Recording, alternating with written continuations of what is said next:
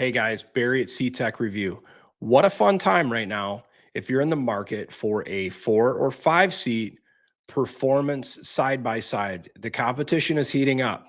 What I'd like to see is what's the best value? You've got a refreshed 2026 Polaris RZR Pro R. You've got a 2-year in Can-Am Maverick R Max, specifically focused on 4 and 5 seaters today. And then you've got the 2025, 2026 Kawasaki Teryx4 H2. We're going to go through some of the specs today. We're going to look at pricing. And I'd be curious to get your guys' thoughts. What do you think is the best value side by side in the performance segment for 2026? Let's get into this.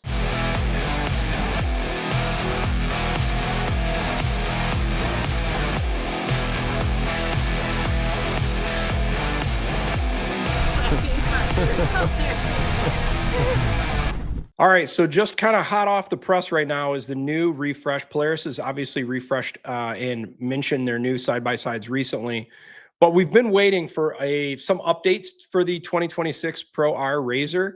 There were some updates in the last few years, obviously, when the new inline 4-cylinder came out, and then they refreshed the front bumper headlights area a little bit, made some tweaks and ball joints, little small stuff. The Fang lights came back. Now we get some more technology changes for 2026, some slight more refinements, get a bigger infotainment system.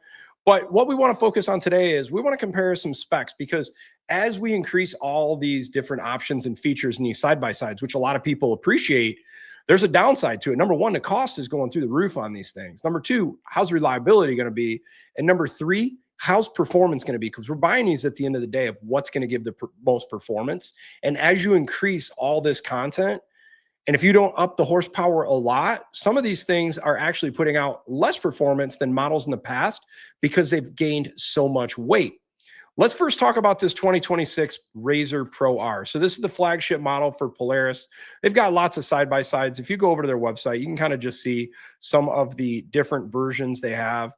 But specifically what we're going to talk about today is the 2026 RZR lineup, specifically on the Pro R. You can see these are all the new models. You got a Ranger XD 1500 Northstar Edition. If you're not familiar with the side-by-side market, this is going to blow your mind when you see the prices. Sadly, if you are familiar with this market, you're not surprised anymore, sadly. I mean, 40, 50 grand is like, it's like standard. But there are ones like this, like the Ranger 500 for $99.99. I'm glad to see there's something under 10 grand still, so that's good. Then you got the Ranger 1000. You know, these are more utility versions. But then the big deal for the Pro R is obviously this new 10.4-inch touchscreen display powered by Ride Command. And Ride Command's awesome, especially when you've got aerial satellite views where you could look at topography and some of the different areas you might be off-roading. That's a sweet feature. The Dynamics dual valve DV is their Fox suspension, which is really good. We're going to specifically focus right here on the RZR Pro R, and you can see how many different versions they've got. Pro S, Pro R. I was really hoping to see a supercharger or some sort of forced induction on this motor. I think we'll probably see it in the next few years, but right now they're keeping it NA. Here's what we're going to talk about today. We're going to compare the specs, suspension, the horsepower, and then we're going to build these things, and we're going to see the differences in the pricing. All right, so what we're going to specifically focus on, let's just put a few of the highlights together, looking at these three flagship performance side-by-sides. The Kawasaki Teryx H4's H2 supercharged 4-cylinder, claimed 250 horsepower. So being Kawasaki, generally, they've got a pretty good history of reliability. I know I've been happy with Kawasaki products I've ran in the past, but I do love our Maverick X3 Max. It's been an awesome setup too. It still has the 3-cylinder motor, which is turbocharged, 240 horsepower, and there are some different tunes, but at the flagship models, it is 240 horse. Got the shocks available with the electronic suspension, very similar to the Kawasaki and Polaris for their smart shocks. And then you got the RZR Pro R with 225 horsepower. But when we start going through some of these specs, what are the differences? Well, you got a 4-cylinder versus a 3-cylinder versus a 4-cylinder. Supercharged, turbocharged, naturally aspirated. All very similar performance as far as horsepower. Now we go to dry weight. This is why it's important, because Kawasaki's claiming right now they've got the best horsepower to weight ratio of the three. When we start looking at some of the weights on these things, the weights start getting insane. I'm excited to drive one of the new Kawasaki's because I really want to see how smooth the powertrain is, because I've been very impressed by the Rotax motor. That triple motor is smooth, runs awesome. And for the most part, it's pretty solid.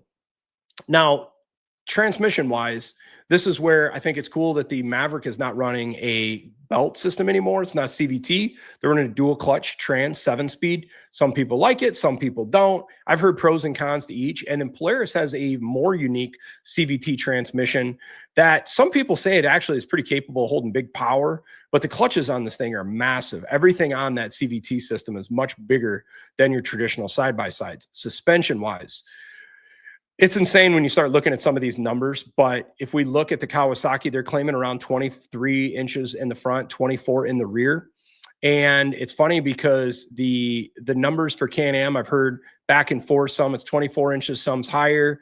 And then you've got 29 inches of usable travel on the Pro R from the Polaris, which is incredible. And all three of them, I think, have different ways now of managing the toe in. When you get full suspension, you're not getting the toe in. Can-Am kind of first came to the market with that, with the three rear arms. You had your upper and lower control arms in the rear, and then the middle, which kind of kept your wheels centered. And then Polaris attacked it a little bit differently, and Kawasaki's went about it a little bit differently as well. As far as wheelbase, they're all pretty similar in that regard. 74 inches, 74, I think 76, 77. Ground clearance all around 17 inches. This is where we start seeing things open up a little bit wheel-wise. Right now, the H2 actually by Kawasaki has the best situation with the 33-inch Carnivore, Maxxis Carnivore tire, whereas I think both of the Polaris and the Can-Am are both at 32-inch, but you can run 35s on those things without much of an issue. I know guys are running 35s on X3s without much of an issue, and I think the arm on the top of the suspension with the Can-Am, I think will clear 35s without an issue as well. Weight, this is a big deal. So the Can-Am claims about 2,658 pounds. Once you go to the Smart Shocks, though, if you guys notice, picks up an extra 30 pounds of weight with all the electronics on that. Kawasaki's claiming to have the best horsepower to weight ratio of the three that are out with the specs today. This is why I was really hoping if Polaris added in maybe an extra 50 horsepower or so, Polaris would take the reign there. But right now, as it stands, the Kawasaki has the best horsepower to weight ratio. These things have picked up a ton of weight. As the speed goes up, the control arms are getting bigger, the shocks are getting bigger, the brakes are getting bigger, the chassis is getting stiffer, the roll cages are getting bigger. All the technologies inside, it's adding a ton of weight. The thing that I dig the most right now is the fact that you can get 3 seats in the back of the Teryx 5. You can get the 4 version or the 5 version. That's a big deal for us because we always want to like take someone else in the back seat. And with the other versions, you got to change out factory rear seat. And in some cases, in some states, they can maybe give you a hard time by not having the original seats in the vehicles. I know I've ran into some of these issues in off-road parks in Michigan. That's for a whole separate topic that really frustrated the crap out of me. Infotainment. Kawasaki's got a 10-inch display. Can-Am's got a 10-inch display. And now Polaris went from their 8-inch to their new 10-inch Ride Command Plus, which is really cool. Pricing wise, you really started about $37,000 with the Kawasaki, $43,000 with the Can-Am, and really around $43,000 or so with the Polaris. Overall, you know, it's going to be real interesting. It's for the guys that want to mod these things. Who's going to have the best platform? Who's got the best suspension? Who has the most mod-friendly engine, drivetrain, clutches that's going to hold up? We know you can put a lot of power to this Pro R motor, and it seems to hold up pretty good even with stock internals. But you can see the same thing in a lot of ways with the Can-Am motor. What a lot of people are speculating is this new Kawasaki engine is going to be able to make as same, if not more power, just because the base of motor that they used is so solid from the street bike community. Now, if we go over to the Can-Am website, and I'm just going to kind of now start showing you guys some of the specs here. We look at some of the specs on this specifically. There's tons of options. You can go base model 39, and you can really go all the way up to $51,500 if you want the Max X RC Rock Crawl Edition. That thing is bad to the bone. I think this has 35-inch tires. Yes, it does. 35-inch Hammer XPS Hammer King tires, 16-inch rims, very cool. Smart shocks.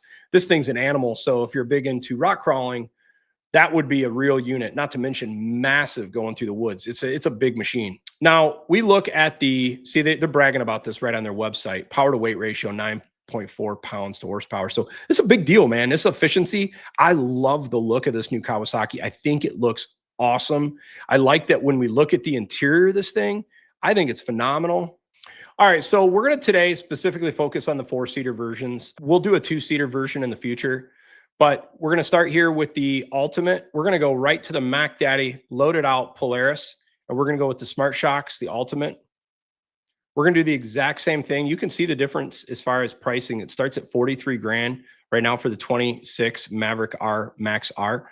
We're going to go to the XRS. We're not interested in the rock crawling edition. And then for the Kawasaki, we're clicking the 5-seater. Oh, and I just noticed too, you get a little bit different. No, it does not different. You just notice the seats in the rear change. You can see the supercharger there. So we haven't clicked the button yet. And the Polaris is at $47,999. The Can-Am's at $47,499. And the Kawasaki's at $43,699. So right off the bat, you're at a 10% advantage to the Kawasaki. Now you can add different bumpers and different lighting and recreation. We're not going to add any of that stuff, but I will show you what options comes with each of these. What I do like though with the Polaris is you can get a lot different colors. I think that's kind of cool. I like this white crystal color. I think this looks pretty slick.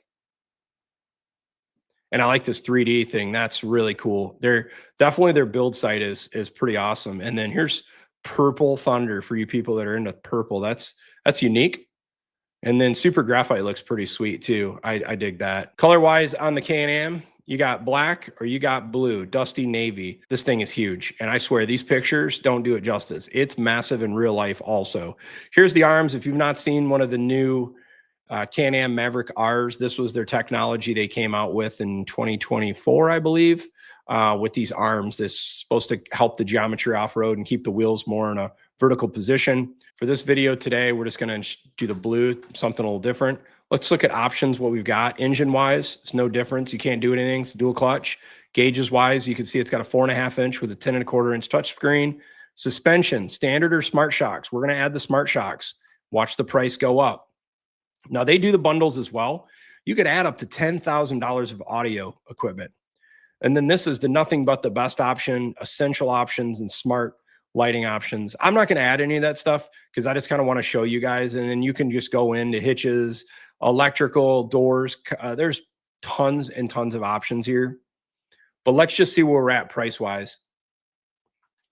You can kind of see what comes with the Kawasaki. You just get a roof. But the one nice thing about all these now, they do have kind of a full door. You no longer have the half lower door open like you would have on some of the older models. Kind of see, there's the interior of the Kawasaki. It looks pretty sweet. I mean, this is a really nice setup. I like how you kind of got the speakers down below in the doors. I really wonder how this white is going to hold up. I just feel like this is going to get trashed in the interior with like mud and dirt.